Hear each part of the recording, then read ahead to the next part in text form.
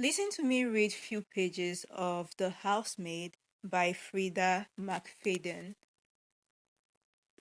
Please note this is not an audiobook, it's just a preview, and if it hooks you, support the author.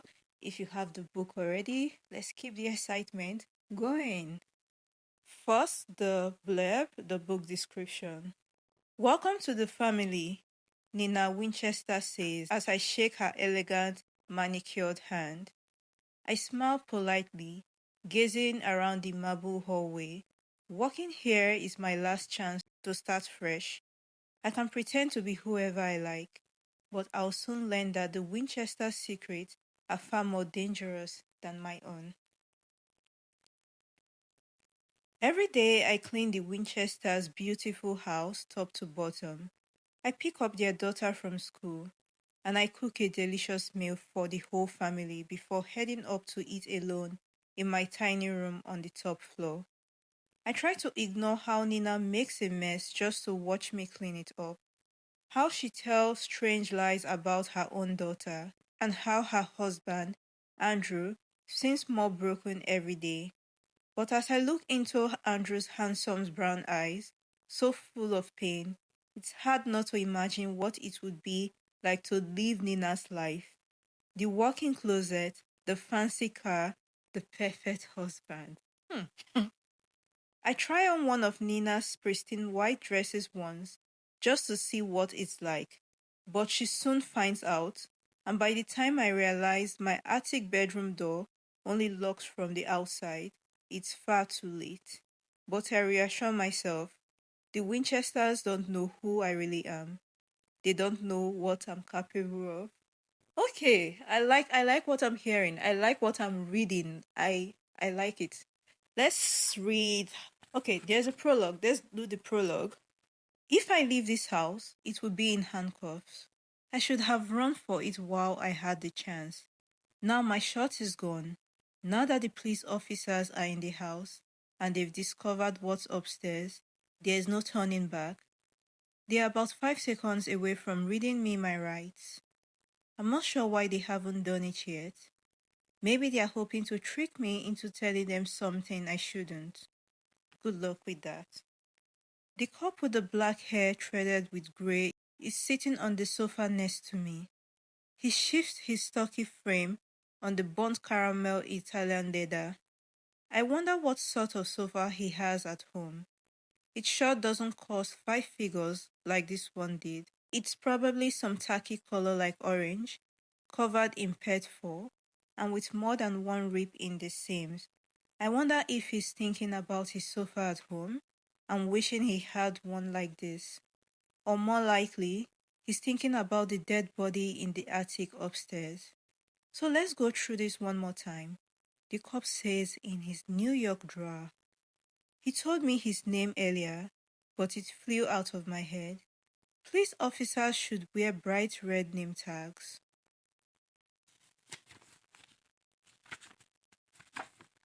How else are you possibly supposed to remember their names in a high-stress situation? He's a detective, I think. When did you find the body? I paused, wondering if this would be the right time to demand a lawyer. Aren't they supposed to offer me one? I am rusty on this protocol. About an hour ago, I answer. Why did you go up there in the first place? I press my lips together. I told you, I heard a sound. And the officer leans forward, his eyes wild. He has a rough stubble on his chin, like he might have skipped shaving this morning. His tongue protrudes slightly from between his lips. I'm not stupid. I know exactly what he wants me to say. I did it. I'm guilty. Take me away. Instead, I lean back against the sofa. That's it. That's everything I know. Disappointment washes over the detective's face. He walks his jaw as he thinks over the evidence that has been found so far in this house. He's wondering if he's got enough to snap those cuffs on my wrist yet. He isn't sure. If he were sure, he would have done it already. Hey, Connors, is the voice of another officer. We break eye contact and I look up at the top of the staircase. The other, much younger cop is standing there, his long fingers clutching the top of the banisters. His unlined face is pale. Connors, the young officer says, "You got to come up here now. You got to see what's up here." Even from the bottom of the stairs, I can see his Adam apple bubbling. You won't believe it. Part 1, 3 months earlier. 1. Millie. Tell me about yourself, Millie. Nina Winchester leans forward on her caramel-colored leather sofa, her legs crossed to reveal just the slightest hint of her knees peeking out under her silky white skirt. I don't know much about labels, but it's obvious everything Nina Winchester is wearing is painfully expensive. Her cream blouse makes me long to reach out to feel the material, even though a move like that would mean I'd have no chance of getting hired. To be fair, I had no chance of getting hired anyway. Well, I begin, choosing my words carefully. Even after all the rejections, I still try. I grew up in Brooklyn. I've had a lot of jobs, doing housework for people. As you can see from my resume, my carefully doctored resume, and I love children. And also, I glanced around the room, looking for a doggy chew toy or a cat litter box. I love pets as well. The online ad for the housekeeper job didn't mention pets, but better to be safe. Who doesn't appreciate an animal lover? Brooklyn, Mrs. Winchester beams at me. I grew up in Brooklyn too. We are practically neighbors. We are, I confirm, even though nothing could be further from the truth. There are plenty of coveted neighborhoods in Brooklyn where you fork over an arm and a leg for a tiny townhouse. That's not where I grew up. Nina Winchester and I couldn't be more different. But if she'd like to believe we're neighbors, then I'm only too happy to go along with it. Mrs. Winchester tucked a strand of shiny golden blonde hair behind her ear. Her hair is chin length, cut into a fashionable bob that de-emphasizes her double chin. She's in her late 30s, and with a different hairstyle and different clothing, she would be very ordinary looking. But she has used her considerable wealth to make the most of what she's got. I can't say I don't respect that. I have gone the exact opposite direction with my appearance. I may be over 10 years younger than the woman sitting across from me, but I don't want her to feel at all threatened by me. So for my interview, I selected a long chunky wool skirt that I bought at the thrift store and a polyester white blouse with puffy sleeves. My dirty blonde hair is pulled back into a severe bun behind my head. I even purchased a pair of oversized and unnecessary tortoiseshell glasses that sit perched on my nose. I looked professional and utterly unattractive. So the job, she says, it will be mostly cleaning and some light cooking if you're up for it. Are you a good cook, Millie? Yes, I am. My ease in the kitchen is the only thing on my resume that isn't a lie. I'm an excellent cook. Her pale blue eyes light up. That's wonderful. Honestly, we almost never have a good home cooked meal. She titters. Who has the time? I bite back any kind of judgmental response. Nina Winchester doesn't cook. She only has one child who's in school all day, and she's hiring someone to do all her cleaning for her. I even saw a man in her enormous front yard doing her gardening for her. How is it possible she doesn't have time to cook a meal for a small family? I shouldn't judge her. I don't know anything about what her life is like. Just because she's rich, it doesn't mean she's spoiled. But if I had to bet $100 either way, I'd bet Nina Winchester is spoiled rotten and would need occasional help with Cecilia as well, Mrs. Winchester says, perhaps taking her to her afternoon lessons or play dates. You have a car, don't you? I almost laugh at her question. Yes, I do have a car. It's all I have right now. My 10-year-old Nissan is stinking up the street in front of our house, and it's where I'm currently living. Everything I own is in the trunk of that car. I have spent the last month sleeping in the back seat. After a month of living in your car, you realize the importance of some of the little things in life: a toilet, a sink, being able to straighten your legs out while you're sleeping. I miss that last one most of all. Yes, I have a car, I confirm. Excellent. Mrs. Winchester claps her hands together. I'll provide you with a car seat for Cecilia. Of course, she just needs a booster seat. She's not quite at the weight and height level to be without the booster yet. The Academy of Pediatrics recommends. While Nina Winchester drones on about the exact height and weight requirement for car seats, I take a moment to glance around the living room. The furnishing is all ultra modern, with the largest flat screen television I've ever seen, which I'm sure is high definition and has surround sound speakers built into every nook and cranny of the room for optimal listening experience. In the corner of the room is what appears to be a walk-in fireplace, the mantel littered with photographs of the Winchesters on trips to every corner of the world. When I glance up, the insanely high ceiling glows under the light of a sparkling chandelier. Don't you think so, Millie? Mrs. Winchester is saying. I blink at her. I attempt to rewind my memory and figure out what she had just asked me, but it's gone. Yes, I say, whatever I agreed to has made her very happy. I'm so pleased you think so too. Absolutely, I say more firmly this time.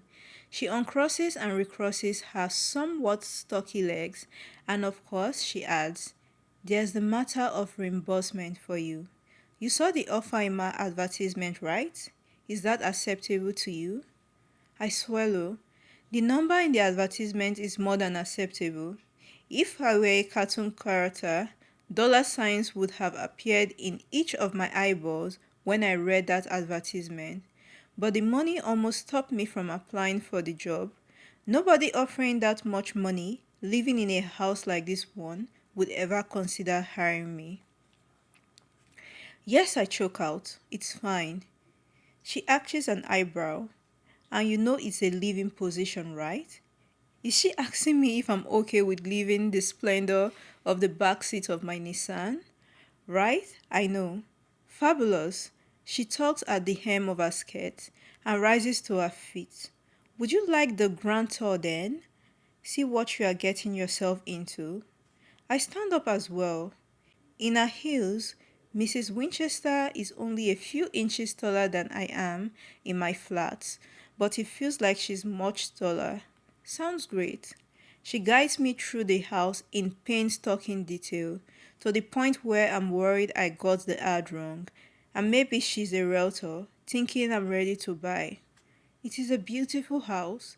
If I had $4 or $5 million burning a hole in my pocket, I would snap it up. In addition to the ground level containing the gigantic living room and the newly renovated kitchen, the second floor of the house features the Winchester's master bedroom, her daughter Cecilia's room, Mr. Winchester's home office, and a guest bedroom that could be straight out of the best hotel in Manhattan. She pauses dramatically in front of the subsequent door. And here is, she flings the door open, our home theater. It's a legit movie theater right inside your home. In addition to the oversized television downstairs, this room has several rows of stadium seating facing a floor to ceiling monitor. There's even a popcorn machine in the corner of the room. After a moment, I notice Mrs. Winchester is looking at me, waiting for a response. Wow, I say with what I hope is appropriate enthusiasm. Isn't it marvelous? She shivers with delight. And we have a full library of movies to choose from. Of course, we also have all the usual channels as well as streaming services. Of course, I say. After we leave the room, we come to a final door at the end of the hallway. Nina pauses, her hand lingering on the doorknob. Would this be my room? I ask. Sort of. She turns the doorknob, which creaks loudly. I can't help but notice the wood of this door is much thicker than any of the others. Behind the doorway, there is a dark stairway. Your room is upstairs. We have a finished attic as well. This dark, narrow staircase is somewhat less glamorous than the rest of the house, and would it kill them to stick a light bulb in here? But of course, I'm the hired help. I wouldn't expect her to spend as much money on my room as she would on the home theater. At the top of the stairs is a little narrow hallway. Unlike on the first floor of the house, the ceiling is dangerously low here. I'm not tall by any means, but I almost feel like I need to stoop down. You have your own bathroom, she nods at a door on the left, and this would be your room right here. She flings open the last door. It's completely dark inside until she tugs on a string and the room lights up. The room is tiny. There's no two ways about it. Not only that, but the ceiling is slanted with the roof of the house.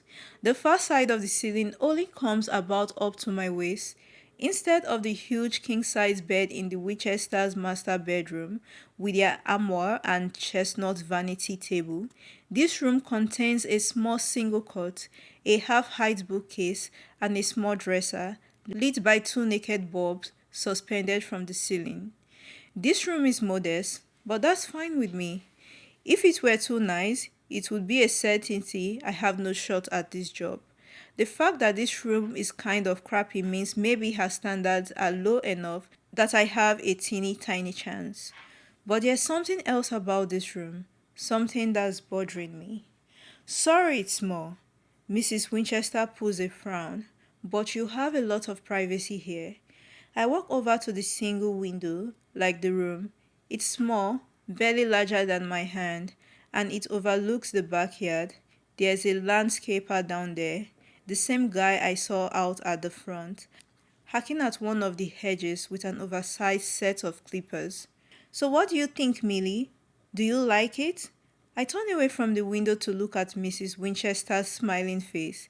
I still can't quite put my finger on what's bothering me. There's something about this room that is making a little ball of dread form in the pit of my stomach.